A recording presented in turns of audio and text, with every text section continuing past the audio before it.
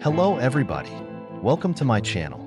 In this video, I am discussing Article 29 to 30, Cultural and Educational Right. Cultural and educational rights safeguard the rights of linguistic and religious minorities. In this article, you can read all about Article 29 and Article 30 of the Indian Constitution. Cultural and educational rights, fundamental rights guarantee basic rights to the citizens of India. There are 6 fundamental rights enshrined in the Constitution of India, and Articles 29 and 30 deal with the cultural and educational rights of Indian citizens. This fundamental right intends to preserve the culture of minority groups in India. Indian society is a composite heterogeneous one, and its diversity is one of its strengths. The Constitution guarantees these rights to minorities so that the diversity of this country is preserved and provides avenues for all groups, including marginalized ones, to protect, preserve, and propagate their culture. According to Article 29 of the Indian Constitution, any group of Indian citizens who live anywhere in the country and have their distinct language, script, or culture is entitled to have it preserved.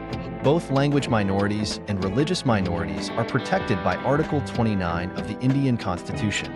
Despite popular belief, the Supreme Court ruled that the article's jurisdiction is not necessarily limited to minorities only. This is due to the term section of citizens used in the article, which encompasses minorities and the majority. The Supreme Court of India also ruled that the right to advocate for the protection of the language is a part of the right to maintain the language.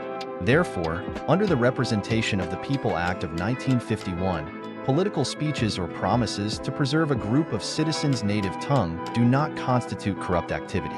Article 29(1) states that any section of the citizens residing in the territory of India or any part thereof having a distinct language, script, or culture shall have the right to conserve the same.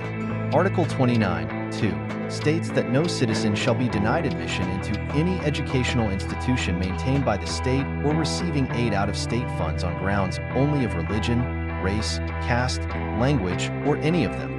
Minorities have the right to establish and administer educational institutions of their choice.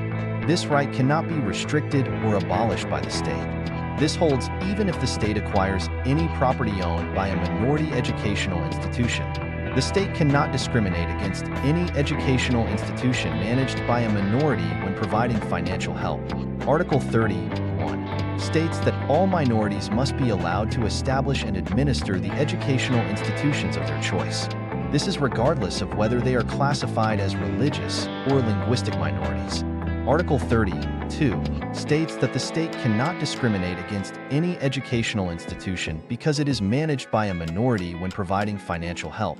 Understanding these rights is essential for anyone studying law, as they highlight the balance between individual freedoms and collective identity in a democratic society. Thank you for watching.